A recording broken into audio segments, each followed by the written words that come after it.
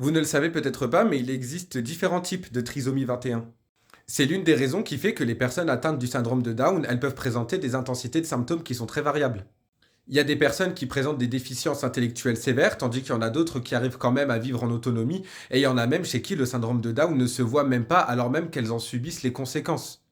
En général, vous le savez, la trisomie 21, elle est due au fait d'avoir un chromosome 21 en plus, donc on en a 3 au lieu de 2. Mais dans certains cas, on a seulement une partie du chromosome 21 qui est présente en 3 exemplaires. On a même ce qu'on appelle des trisomies en mosaïque.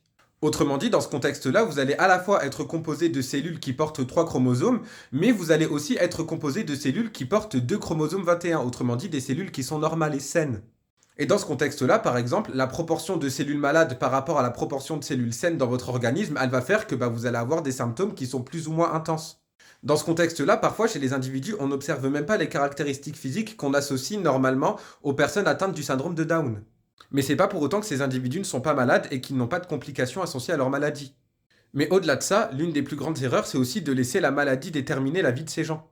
Il faut savoir qu'une bonne prise en charge dès l'enfance, durant les phases d'apprentissage, ça peut permettre de pallier aux déficiences cognitives.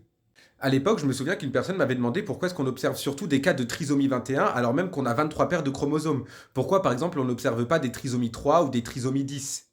En fait, le chromosome 21, il n'est pas plus sujet à la trisomie que les autres. C'est juste que les autres trisomies autosomales, elles sont beaucoup plus graves. En fait, c'est grave à un point où les grossesses, elles arrivent même pas à terme. D'ailleurs, c'est aussi vrai pour la trisomie 21, mais en moindre mesure. Maintenant, on a observé des cas cliniques de grossesse menée à terme avec des trisomies sur d'autres chromosomes, mais c'est beaucoup plus rare.